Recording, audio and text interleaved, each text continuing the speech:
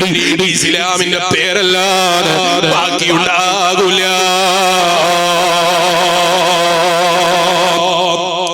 കടപ്പാട് എന്താണ്? മക്കൾക്ക് ബാപ്പനോടുള്ള കടപ്പാട് എന്താ? മക്കൾക്ക് ബാപ്പനോടുള്ള കടപ്പാട് ഏറ്റവും വലിയ കടപ്പാട് എവിടെയാണെന്നറിയോ? ആ ബാപ്പ പറയുന്ന തഖ്വയിൽ അനിവാര്യമായി ജീവിക്കലാണ്. തഖ്വയിൽ അധിഷ്ഠിതമായ ജീവിതം ജീവിക്കലാണ്. അതുണ്ടായി കഴിഞ്ഞു പിന്നെ അവന്റെ ജീവിതത്തിൽ മറ്റൊന്ന് വേണ്ടതില്ല. ബാപ്പാന്റെ വിഷയത്തിൽ മക്കൾ തഖ്വയുള്ളവരാകണം, ഉമ്മാന്റെ വിഷയത്തിൽ മക്കൾ തഖ്വയുള്ളവരാകണം. അതുപോലെ തിരിച്ചും വേണം. മക്കളെ വിഷയത്തിൽ ബാപ്പമാര് തഖ്വയുള്ളവരാകണം. എങ്ങനെ? മക്കളെ വിഷയത്തിൽ ബാപ്പമാര് തഖ്വയുള്ളവരാകണം. ഇപ്പോഴത്തെ കുട്ടികൾ എന്ന് പറഞ്ഞാൽ കോഴിയെ പോലെയുള്ള കുട്ടികളാണ്. എങ്ങനെ? കുട്ടികൾക്ക് എന്നോട് വെറുപ്പ് പിടിക്കണ്ട. ഇപ്പോഴത്തെ കുട്ടികൾ എന്ന് പറഞ്ഞാൽ എന്താങ്ങളാണ്ട് പറയാൻ എനിക്കറിയില്ല. ബ്രോയിലർ അല്ലേ?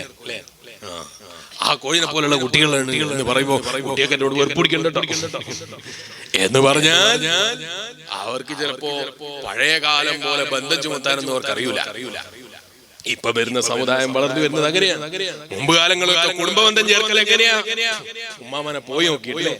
ഉപ്പാപ്പനെ പോയി നോക്കിയിട്ട് ഇപ്പൊ ഉമ്മാമാക്ക് വാട്സപ്പിൽ വീട്ടിന്റെ കാട്ടിൽ മേലെ ഇരുന്നിട്ട് ഉമ്മാമാക്ക് നേരെ അപ്പുറത്തെ റൂമിലുണ്ടാവും ഉമ്മാമ. അപ്പുറത്ത് ഉപ്പാപ്പാന്റെ അല്ലെങ്കിൽ ഉപ്പാന്റെ ജേട്ടന്റെ വീട്ടിൽ, ഉപ്പാന്റെ അനുജന്റെ വീട്ടിലല്ല ഉമ്മാമ ഉള്ളത്. പിന്നെ ഇവൻ കിടക്കുന്ന ചുമരിന്റെ നേരെ ഇപ്പുറത്തെ ചുമരില് ഒരേ ചുമരാണ്. ഒരു ചുമരിന്റെ മേലെ ഉമ്മാമാന്റെ കട്ടിലുണ്ട്, അതിന്റെ ഇപ്പുറത്തെ ചുമരില് ഇവന്റെ കട്ടിലുണ്ട്. എന്നാലും ഉമ്മാമക്ക കിടന്ന സ്ഥലത്ത് നിന്ന് ഹായ് നായല്ലേ? അങ്ങനല്ലേ? നിങ്ങളുടെ നാട്ടിലൊന്നും അങ്ങനെ ഇല്ലേ? ഇല്ലേ? ഇവിടെ വാട്സപ്പ് ഒന്നും ഇല്ലേ? എത്തിയിട്ടില്ലേ? കിടന്ന സ്ഥലത്ത് നിന്ന് ഉമ്മാമാക്ക് ഹായ് ആക്കും, ഉപ്പാപ്പാക്ക് ഹായ് ആക്കും.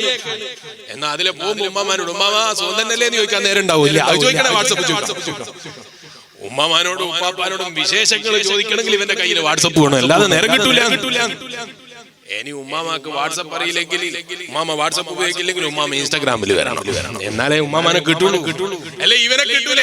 ഇങ്ങനെയാണ് ഇപ്പൊ നമ്മുടെ സമുദായം അധികരിച്ചു വരുന്നത്. നിങ്ങൾ ആലോചിച്ചു ഒക്കെ മാറി മറിയാണ്. മുമ്പൊക്കെ വയലിന് പോയാൽ ഞാനല്ലോ എനിക്ക് വയലിന് പോകാൻ ഇപ്പൊ അറിയില്ല. ഞങ്ങളൊക്കെ ദ്വാരക്കണം. അല്ലാഹു തആല നമ്മളൊക്കെ നന്നാക്കി തരട്ടെ. അത് പറയണമെങ്കിൽ ആദ്യം സ്വന്തത്തിൽ ഞാനിങ്ങനെ ഒരു പൊരുത്തത്തിൽ ഇങ്ങനെ പ്രസംഗിച്ചാൽ എന്തെങ്കിലുമൊക്കെ നിങ്ങളോട് ഇങ്ങനെ പറയുമ്പോൾ ഞാനങ്ങ് നന്നാകും വിചാരിച്ച് ഇങ്ങനെ പറയാണ്. അല്ലാഹു നമ്മളൊക്കെ നന്നാക്കി തരട്ടെ. വിശ്വാസികളെ, മുമ്പ് കാലങ്ങളിലൊക്കെ നമ്മൾ ഉസ്താദുമാര് വയലിന് പോയാൽ എങ്ങനെയാ ബഹുമാനിക്കുക? നല്ല ഭക്ഷണം വരുമ്പോ ഉസ്താദിനെ ബഹുമാനിച്ച് ആദരിക്കും. ഇപ്പൊ അതൊക്കെ മാറിയില്ലേ? ഒരു മുസ്ലിയാർ വയലിന് വെച്ച് ഒരു ഫോട്ടോ എടുക്കട്ടെ എന്ന് വെച്ചില്ലേ മൊയ്ലിയാർക്ക് ഇറങ്ങാറായിരിക്കും, നാട്ടുകാർക്ക് അങ്ങനല്ലേ? മൊയ്ലിയാര് വയലിന് വന്നിട്ട് ഒരു ഫോട്ടോ എടുക്കട്ടെ എന്ന് ചോദിച്ചിട്ടില്ലെങ്കിൽ മൊയ്ലിയാർക്കും ഇറങ്ങാറാവും, നാട്ടുകാർക്കും ഇറങ്ങാറാവും.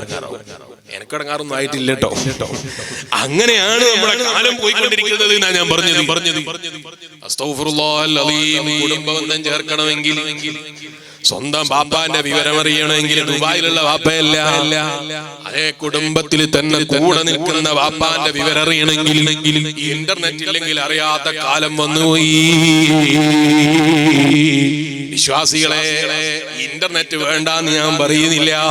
പക്ഷെ മക്കളെ തലോലിക്കല് വാട്സപ്പിൽ മതിയാകൂല.